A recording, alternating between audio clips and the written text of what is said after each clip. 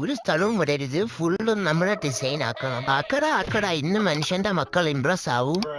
അവള് വിചാരിച്ചു കാണും എന്നെ തേച്ചു കഴിഞ്ഞാൽ ഞാൻ അവളെ ഓർത്ത് വിഷമിച്ചിരിക്കുമെന്ന്. കോപ്പാണ് ഈ പൂച്ചാണ്ടി. വൈബാടി പൂച്ചാണ്ടി മോളെ.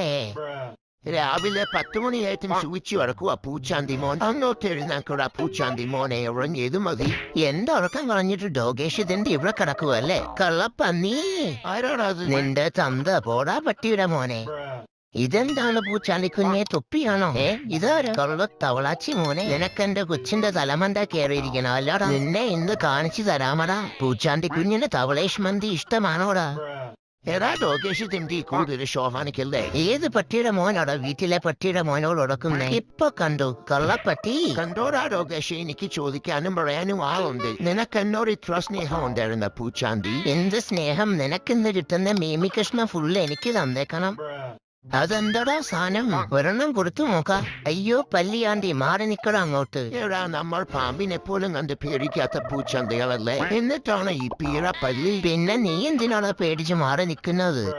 എന്റെ ശാന്തേ, ഏതവനാടാ അത്? നിന്റെ കെട്ടിയോ എന്റെ റൊമാൻറ്റിക് ഹീറോ പൂച്ചാണ്ടി. എന്നെ നൊണ്ടടി എന്റെ റൊമാൻറ്റിക് ലുക്ക്. അയ്യോ, ഈ മൃഗത്തിനെന്താ വട്ടായോ?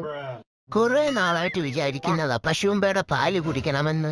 ഇവനാറാ ഇങ്ങോട്ട് വാറാ പൂച്ചാന്തി മോനെ. എന്റെ കൊച്ചിന് കുടിക്കാനുള്ള പാലാടാ ഇത്. നീ വേണേ കടയിന്ന് പാൽപ്പൊടി മേടിച്ചു കുടിക്കടാ. കള്ളക്കാളയുടെ മോളെ, നീ നോവിച്ചു വിട്ടത് ഈ പൂച്ചാന്തിയെയാ. ഇതിനുള്ള പ്രതികാരം നിന്റെ കൊച്ചിനോട് ഞാൻ തീർക്കുമടി.